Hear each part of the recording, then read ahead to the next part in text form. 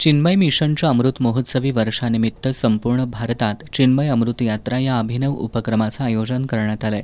जनसेवा हीच ईश्वर सेवा या उद्देशानं प्रेरित होऊन देशभरातील 10 लाख युवकांना पूज्य गुरुदेव स्वामी चिन्मयानंदजी यांनी राष्ट्रासाठी केलेल्या आध्यात्मिक, शैक्षणिक आणि सामाजिक कार्याची ओळख करून देणं हा या यात्रेमागचा उद्देश आहे.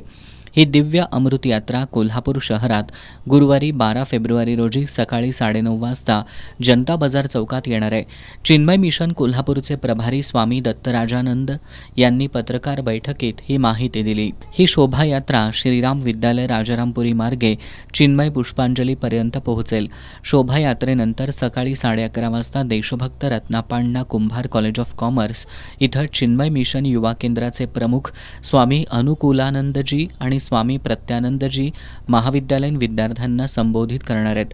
संध्याकाळी 6:30 वाजता चिन्मय पुष्पांजली प्रतिभानगर मेन रोड कोल्हापूर इथं आयोजित कार्यक्रमामध्ये चिन्मय मिशनचे कार्य आणि पूज्य गुरुदेवांच्या जीवनावर एक चित्रफित दाखवली जाणार आहे.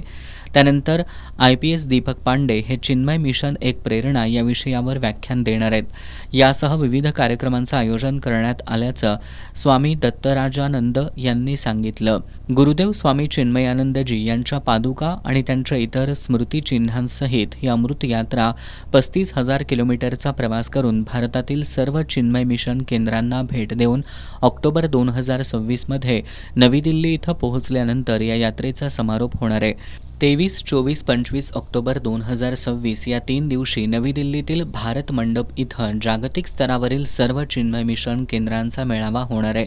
यामध्ये पंतप्रधान नरेंद्र मोदी यांना आमंत्रित करण्यात येणार आहे.